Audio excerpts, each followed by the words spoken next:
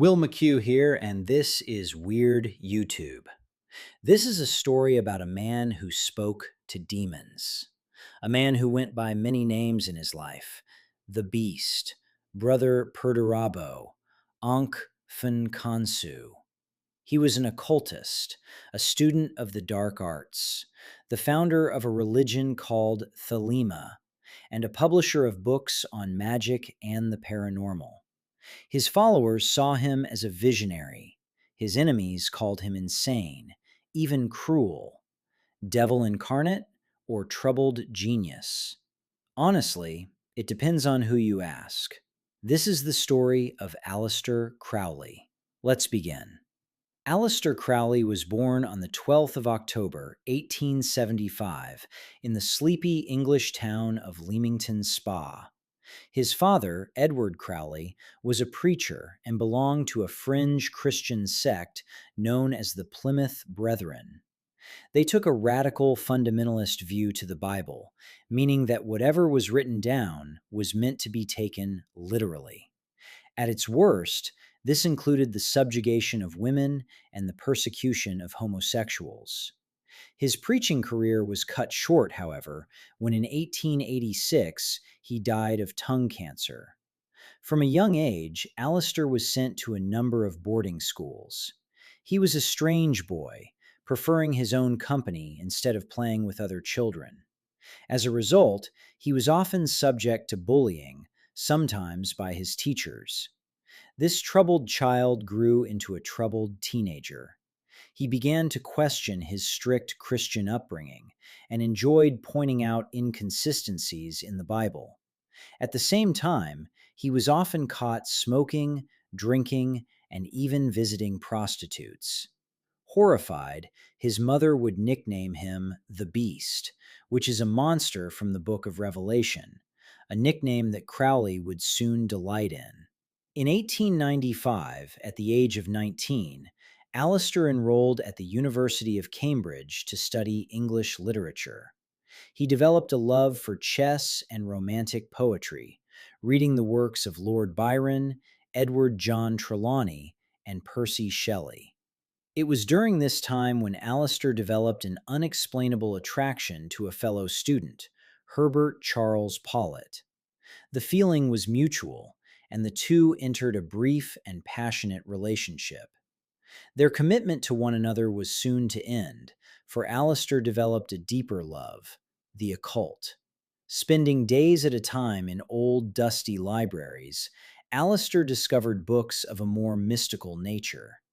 It had started innocently, with religious texts from around the world, but he soon delved into darker material, works like the Lesser Key of Solomon, a 16th century grimoire of spells, rituals, and evil spirits. His morbid curiosity with magic and the dark arts evolved into an obsession, and he soon decided to devote his life to occultism. Having left Cambridge, failing to finish his degree, Alistair was able to live off the money that he'd inherited from his father. From a young age, Alistair was extraordinarily wealthy.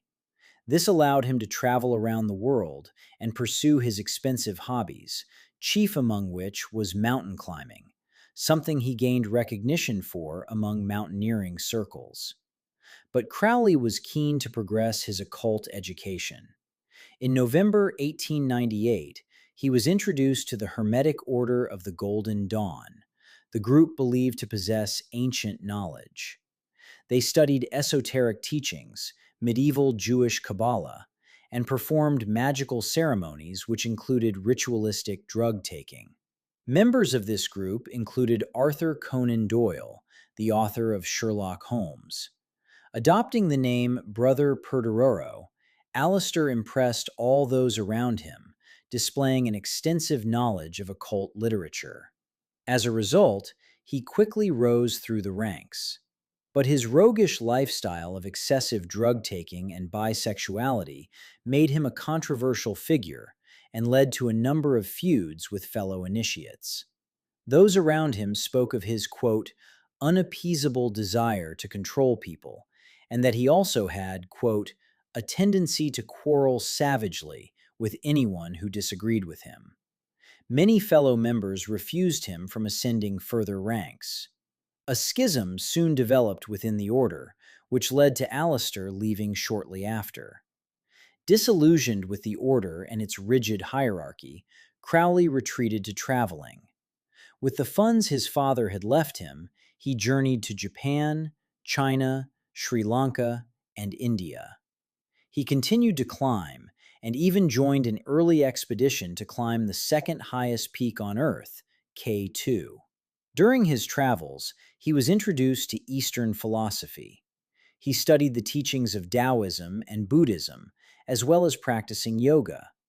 He decided to include various hard drugs into his curriculum, like hashish, opium, and certain hallucinogenic substances. In 1902, at the age of 29, Aleister found himself in Paris. There he met a woman named Rose Edith Kelly, who was also interested in the occult. Although she was initially betrothed to someone else, the two had an affair and swiftly got married. For their honeymoon, they decided to go to Egypt. As with all things Aleister did, this trip would prove to be far from normal. In usual Crowley fashion, he set up a shrine in their hotel suite and began recounting spells and incantations invoking the various Egyptian gods. What happened next is Crowley's later recollection. The story goes that his wife Rose suddenly fell faint and became unresponsive. All she could murmur were the words, "They are waiting for you." They, as it turned out, was the god Horus. As if led by a spirit, his wife took him to a nearby museum, all the way to a stela dating to the reign of Pharaoh Hatshepsut. Looking down at the exhibit number, it read 666, the number of the beast. Suddenly, a voice from the depth of Aleister's mind called out. It called itself Aiwass, and it claimed to be an angel.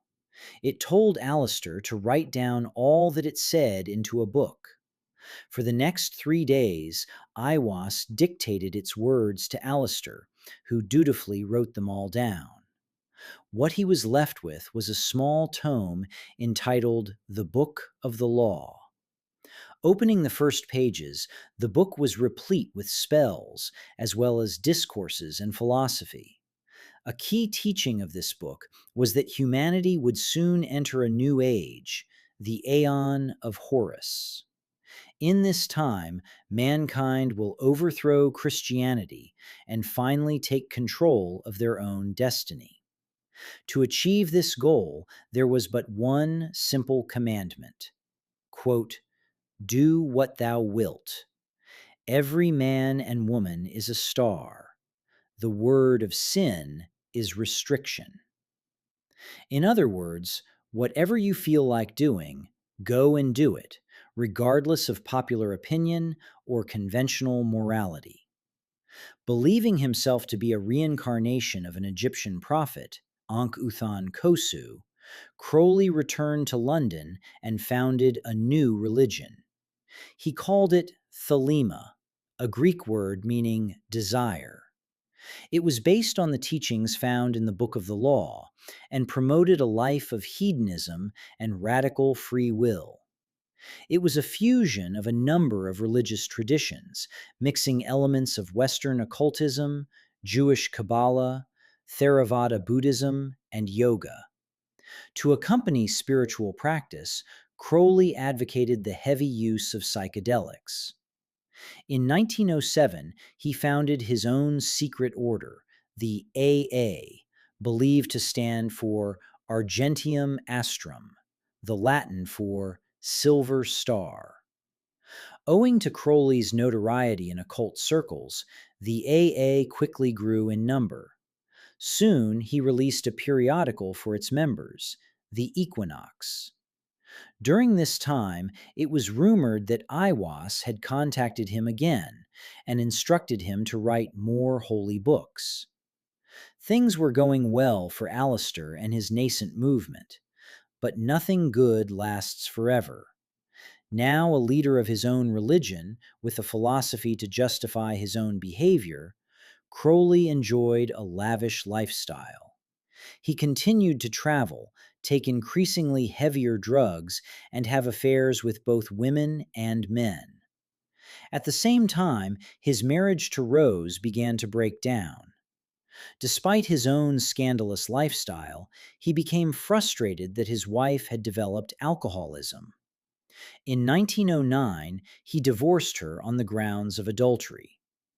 After their marriage fell apart, Rose's addiction worsened, and she was admitted into an institution in 1911.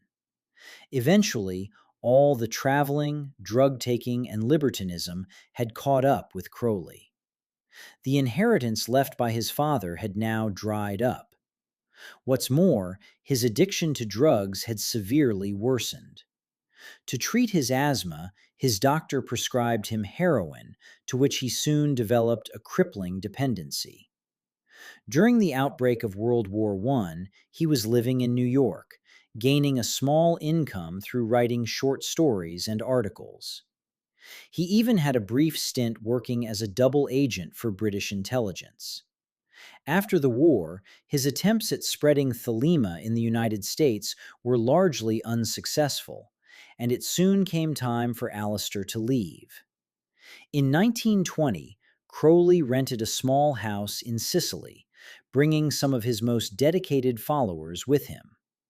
There they set up the Abbey of Thelema, and soon began to accept fresh disciples in the scription of advancing the Aeon of Horus. The Abbey of Thelema was designed to be a utopia, free from all the restrictions that plagued modern life. Aside from a few rituals to the sun god Ra and a weekly Gnostic Mass, most of the members were left to pursue their own interests. Crowley took a number of lovers and ran the commune as its de facto leader. With the responsibility-free lifestyle advocated by Thelema, the abbey quickly became dilapidated. It was full of litter and human waste, and stray dogs would often roam the building. In these unsanitary conditions, one of the acolytes died of mysterious causes. Newspapers got wind of this and began to speculate that it had been a part of a blood ritual. Not long after, Aleister gained infamy, and the myth of Mr. Crowley emerged. British periodical John Bull described him as, quote, the wickedest man in the world. Others accused him of worshipping Satan.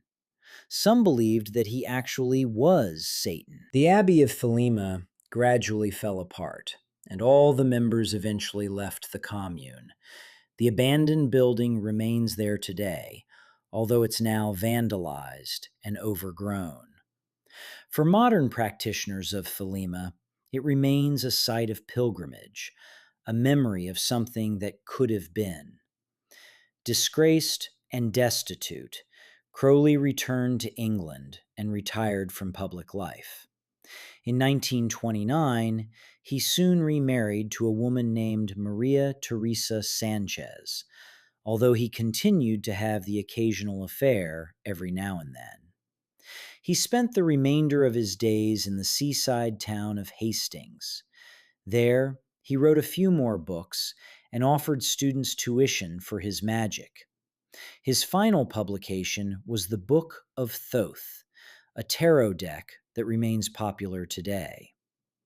In 1947, Aleister Crowley developed chronic bronchitis and died peacefully in his sleep at the age of 72.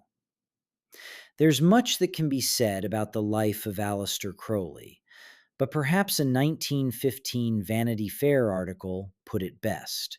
Quote, a legend has been built around his name. He is a myth. No other man has so many strange tales told about him. Crowley himself once wrote that, quote, 1,000 years from now, the world will be sitting in the sunset of Crowleyanity. We've yet to see this outcome, so you have to wait until the year 2947. His legacy can be seen in strange and surprising places. Perhaps his largest influence has been in the revival of pagan practices. Religions like Wicca have increased in numbers from the 20th century well into the modern era. Many of Crowley's books and teachings have been widely published and remain essential reads for all those interested in magic and the dark arts. One of his strangest legacies has been in the world of music. Crowley has since become an icon of a number of countercultural movements, especially in punk and rock and roll. He can be found here on the cover of the Beatles' 1967 album, Sgt. Pepper's Lonely Hearts Club Band. Crowley's words have made their way into the lyrics of songs by David Bowie, Ozzy Osbourne, and Iron Maiden. Led Zeppelin guitarist Jimmy Page even bought Crowley's Scottish manor, Boleskine Lodge, but soon left the property after claiming that it was haunted. But for all his fame, are we guilty of glorifying the life of Aleister Crowley? By all accounts, he was not a likable man.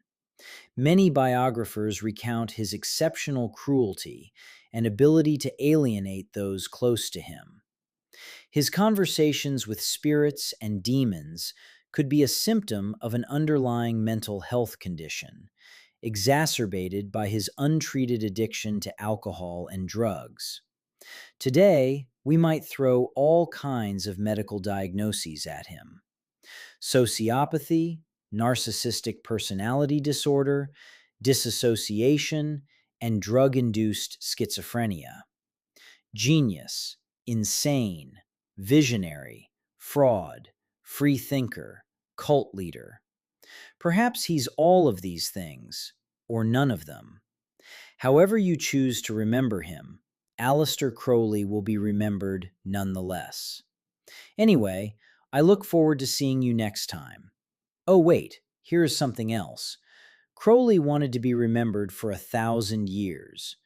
We're only 77 in. Plenty of time left for judgment. If you've got thoughts, love him, hate him, or just feel uneasy, drop them in the comments. And if you want more dives into the people who stared into the dark and said, "Come in," consider subscribing. This is Weird YouTube. I'm Will McHugh. See you next time. Or maybe he will.